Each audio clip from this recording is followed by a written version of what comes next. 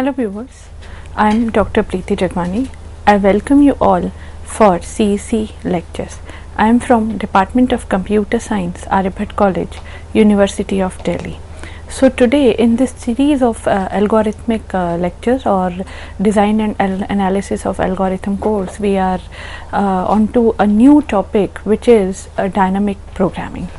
So considering the basics of dynamic programming, I can say in a single term, as far as identity of dynamic programming is concerned, it is an algorithmic technique which is basically very commonly used in computer science domain, but not only in computer science domain, it is also used in mathematical sciences as the broader subject. It is a mathematical optimization method also. It was discovered or it was invented by Richard Bellman in 1950s. So the basic idea goes like this. It is about breaking a complicated huge problem into smaller sub problems and then solving those problems in a recursive manner. But the applications which are which can be solved, or the problems which can be solved using dynamic programming, must have some particular properties, and one of them very important property is optimal substructure. That means your original problem must possess optimal substructure. So optimal substructure says, and this is a term which we have already seen in our previous lectures of greedy algorithm, because optimal substructure is also a requirement for greedy algorithmic techniques. So just to give you a quick recap, optimal substructures says that the optimal solution for a problem can be constructed from the optimal solutions of its sub problem. We will throw more light into its details. So basically we are decomposing the problem into smaller modules, and we are exploring the space of all possible solutions, and then we need to build up correct solutions for the smaller problems, and these correct solutions for the smaller problems will combine to give you the final solution of your whole problem. So as I am saying, decomposing the problem into smaller modules, then exploring the space of all possible solutions, or solving those problems recursively, all these statements, or all these statements give you a hint towards a dynamic divide and conquer, or maybe brute force algorithm. So intuitively your dynamic programming technique seems like a divide and conquer or maybe brute force algorithm, but it is actually very different from these two. It is basically involving some systematic strategies which obviously saves us from exploring all possible solution. And as we are saved from exploring all possible solutions, we are not going to get into brute force solutions. And as far as recursion is considered, it is not only the plain recursion. Your dynamic programming does not contain the plain recursion, but it is essentially an optimization over recursion. So how it is an optimization over recursion? The basic idea is to simply store the result of sub problems so that they can be used later. So we will be solving the sub problems, storing their results, and whenever we need those results in order to build up the solution for the larger problem or for the whole problem, those results, instead of getting recalculated, those stored results can be just simply called and used. So in this way we will be able to decrease the complexity, the time complexity is from the exponential to polynomial. So exponential time complexity, when we talk about, it is generally giving an idea of, it is generally giving an hint towards brute force algorithm, but it is essentially not so. The complexities will definitely reduce from exponential to polynomial by adopting some systematic strategies in which we will be storing the results of sub problems and then using them later. So, coming to essential properties of dynamic programming, which a problem must possess in order to be solved using dynamic programming technique, are two main important properties: overlapping subproblems and optimal substructure. So, considering these two in detail, we will see what is optimal substructure first. Optimal substructure, as we have already explored in greedy, and I have just told you, it is the solution in which solution of the given problem can be obtained by using optimal solution to its sub problems. The most frequent example of optimal substructure problem is the shortest path problem. In shortest path problem, how this optimal substructure is being utilized is in this way. Let us consider that there is a shortest path. There we need to find the shortest path from a source node u to a destination node v, and in between this path there lies a node x. So, x lies between the shortest path from a source node u to destination node v. The shortest path from u to v is definitely going to include shortest path from u to x. So, x is, let us say, somewhere in middle, somewhere in between, we can say, of u to v. So, shortest path from u to v includes shortest path from u to x and then shortest path from x to v.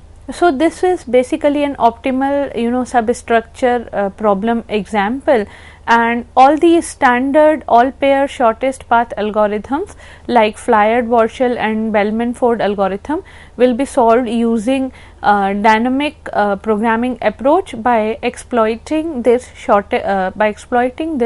optimal substructure property. On the other hand, if we consider the longest path problem is determining the longest path between two given points. One of them is source and another one is obviously destination. So, that longest path problem does not have the optimal substructure property. Considering this as there are two longest paths from q to t, one is through r, that is q to r to and to finally to t, and another one is from q to s and then from s to t. Here we are talking about longest path. So, unlike shortest path, these longest path do not have optimal substructure property. So, those problems which do not have optimal substructure property are not qualified to be solved using dynamic programming approaches. Now, after this optimal substructure, let us see what is overlapping subproblem, which is the next property of your next characteristics of the problems of the problems which can be solved using dynamic programming approach. Overlapping subproblems basically says we need to compute solution to the subproblems, and these subproblems are stored, solutions to these subproblems are stored in a table, so that these need not to be recomputed at a later stage when they are required repeatedly. So, if there are no common subproblems, if there are no overlapping subproblems, dynamic programming is not going to be useful there. For example, let us consider two very common problems to understand this overlapping this concept of overlapping subproblems. Let us see binary search. If you can recall binary search. Binary search is, you know, what actually this binary search does. Binary search halves the array every time, and then it will, you know, explore the half part of the array, then in again half part of the array it is going to explore 1/4 part of the array, depending upon where it is going to get the item which it is looking for. In the first step it is operating on the whole array, then in the next step it is operating on the half part of the array, and then in the next step it may, you know, go towards either the left 1/4 part or the right 1/4 part. So see, these sub problems are not overlapping, or not, we can say, if overlapping is a kind of, you know, a term which is causing ambiguity here, we can always say these sub problems are not common. Now, while considering Fibonacci numbers, let's say I am going to look for the Fibonacci fib of 5. So, fib of 5 is basically we need to look for 5 Fibonacci numbers. So, in simple recursive solution for Fibonacci numbers, what is going to be the solution? So, an ideal solution for Fibonacci numbers is actually based on recursion, as it is shown on the screen, that we need to pass an integer n, and if it is less than equals to n, we will be just, you know, giving n in the return, else we will be giving fib of n minus 1 and n minus 2. So, let us say we are looking for Fibonacci of Fibonacci 5.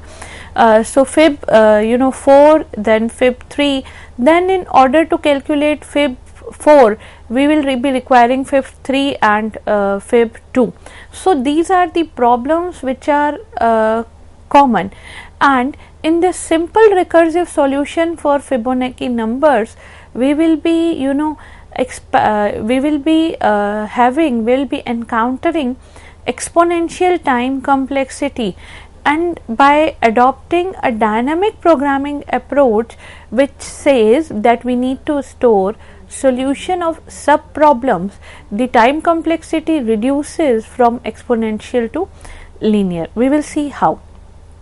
First of all, let us consider the recursion tree for this Fibonacci 5. So, Fibonacci 5 for fib n minus 1 and fib n minus 2 is going to give fib 4 and fib 3. Then fib 4 is again calling fib 3 and fib 2. Fib 3 is calling fib 2 and fib 1, where fib is the name of the you can say your module or function. Then fib 3 is again called fib 2 and then fib 1, then fib 2 is calling fib 1 and fib 0, and so on and so forth. So, here in this tree you can easily, you know, encounter a repeated calling of fib 3, repeated calling of fib 2 and repeated calling of fib 1 and fib 0 also. So, here we can see that function fib 3 is being called 2 times. So, what are we going to do? Instead of recalculating fib 3 each and every time, which a normal naive recursion approach does, that whatever times a particular function with the same argument is being called, it is, you know, calculated in a repetitive manner. Here dynamic programming says the basic idea is you need not to, you know, calculate it repeatedly, but you can always store the value of this fib 3, and if whenever you are going to store the value of fib 3, it will first check that whether that particular function or whether that value which we are looking for is available, yes or no. If it is available, then that value can be simply taken up by a table lookup function, or simply taken up by any other function, and we need not to recalculate it again and again. So obviously we will be saving on the time complexity. As you can see, fib3 is being called 2 times. So a simple recursion method says whenever this fib3 is being called, it is being calculated. So fib3 will be calculated twice, but here in dynamic programming approach, we will be just storing the value of fib3 which is calculated once, and then it is taken up, or it is being used at the later call, which calls at the later point of time when fib3 is required again. So how are we going to do this? For this, the strategy is simple. We need to initialize a particular array or a table or a space that depends that what kind of values we need to store, or what kind of value storage our application is demanding for. So in the initialization routine for our kind of problem, we will say, let's say we have a lookup array. So here we are talking about Fibonacci series only. So lookup array is set to nil for all. Let's say max is here is 50, or maybe max is 40. So for all 40 or 50 numbers, your lookup array has been set to nil. Now please consider the difference between the earlier Fibonacci recursion solution and this Fibonacci recursion solution. Here it says whenever it is looking for the Fibonacci module or Fibonacci function with a particular number, it will first look up in that particular lookup array, we can say. So for that we have written if lookup of n equals to nil. So that means whenever the value is nil, then it is going to calculate the value depending upon whether n is less than equals to 1 or greater than 1, and then it will save the value in the table itself. Now this is happening whenever that lookup position or that table position of, let's say for example fib3 is vacant. So if it is vacant, then we calculate and store. Else if it is not vacant, that means that value has been already calculated once, and then it is simply just saying you need to return that value. So if you can see this example, it says if and a particular body of if says if lookup of n is equals to nil, that means that table is not having any value, or that array is not having value, and your n is less than 1, then you need to store n into that particular location. Else you need to store Fibonacci of n minus 1 and Fibonacci of n minus 2, the sum of Fibonacci of n minus 1 and sum of Fibonacci of n minus 2 into that lookup table. So the difference here comes when we say lookup of n equals to n, else lookup of n is equals to fib n minus 1 plus fib of n minus 2. In the earlier recursion version, we are not storing anywhere this fib of n minus 1 plus fib of n minus 2, we are just returning that. So whenever this fib of n minus 1 and fib of n minus 2 with same parameters being called, as we have seen in the recursion tree that fib3 is being called twice, fib2 is also called multiple times, and so is fib n. So every time it will not calculate that, it will just look up into that array, and if it is that value is being found, then that value is simply being returned.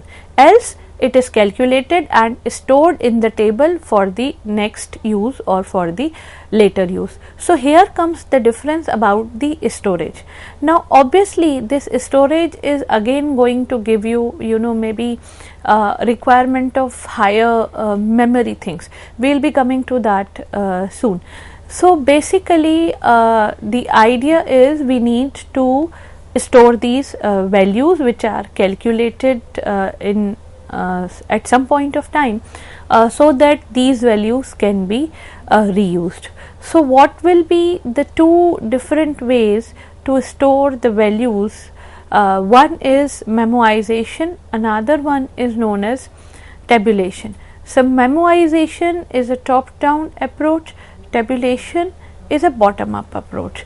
Coming to the description of these two, memoization, which is a top down approach, it is similar to a recursive version with a lookup array or with a lookup table, as we have just seen for the solution before computing it.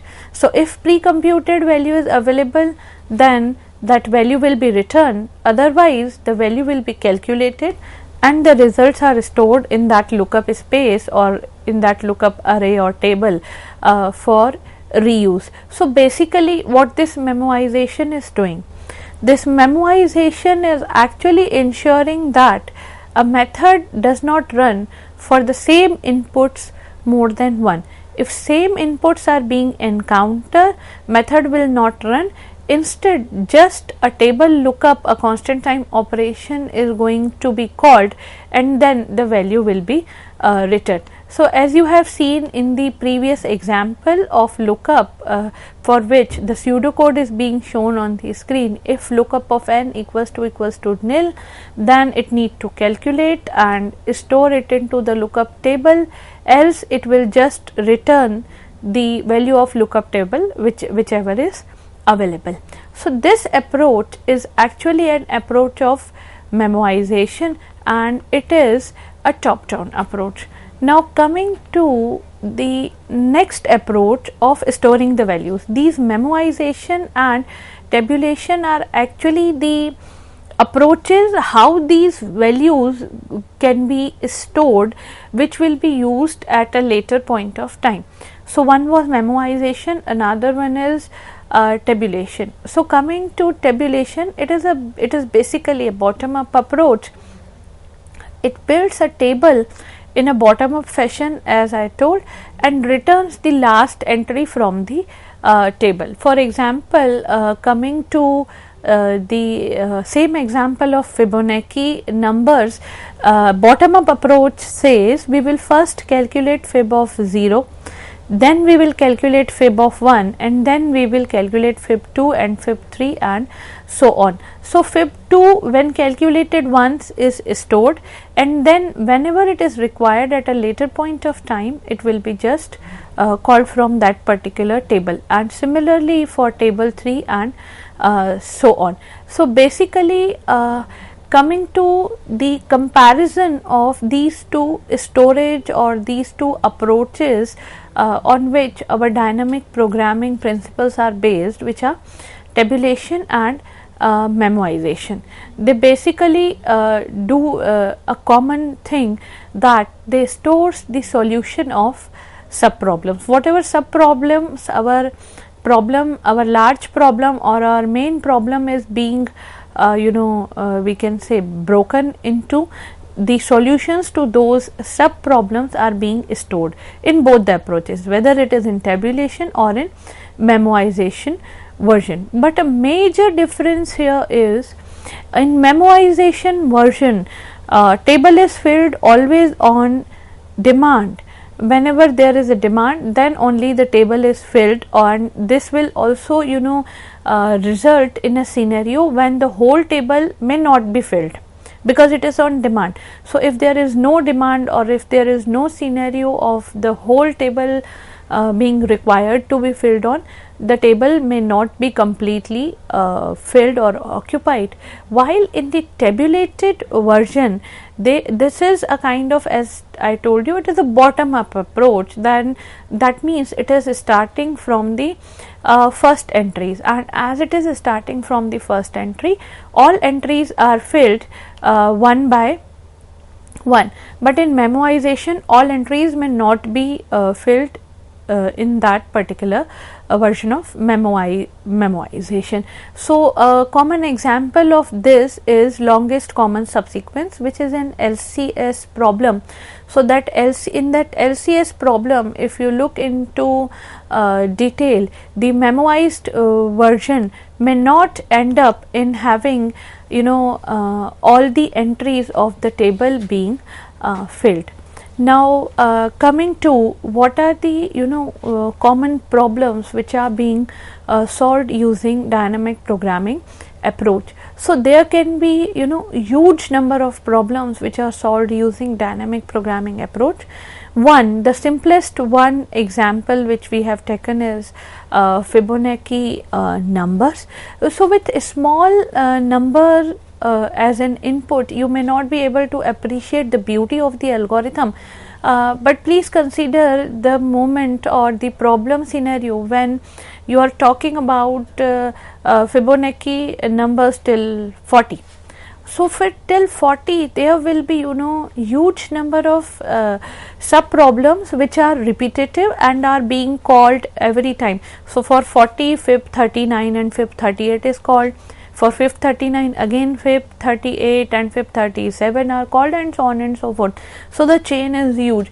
So they are storing the solutions of the sub problem is going to give you huge advantages.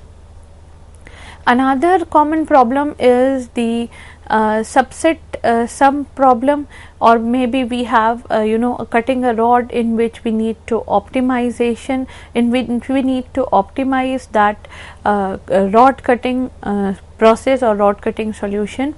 Then interval scheduling, normal interval scheduling or unweighted interval scheduling can be solved using greedy technique.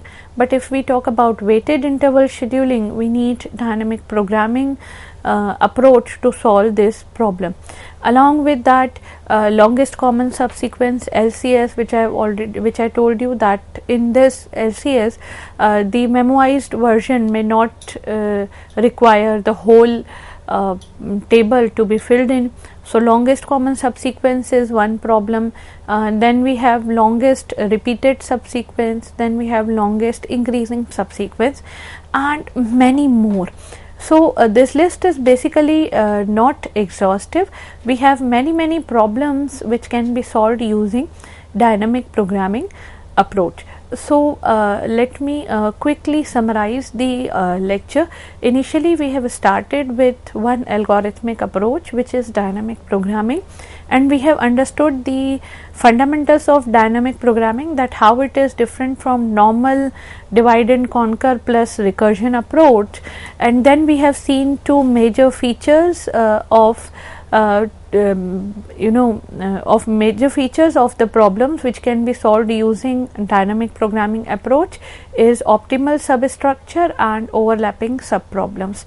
Then the two ways through which the solutions of the sub problems can be stored are memoization and tabulation. And then we finally basically quickly seen or name some problems which can be used which can be solved using dynamic programming approach. So this was about the basics of dynamic programming.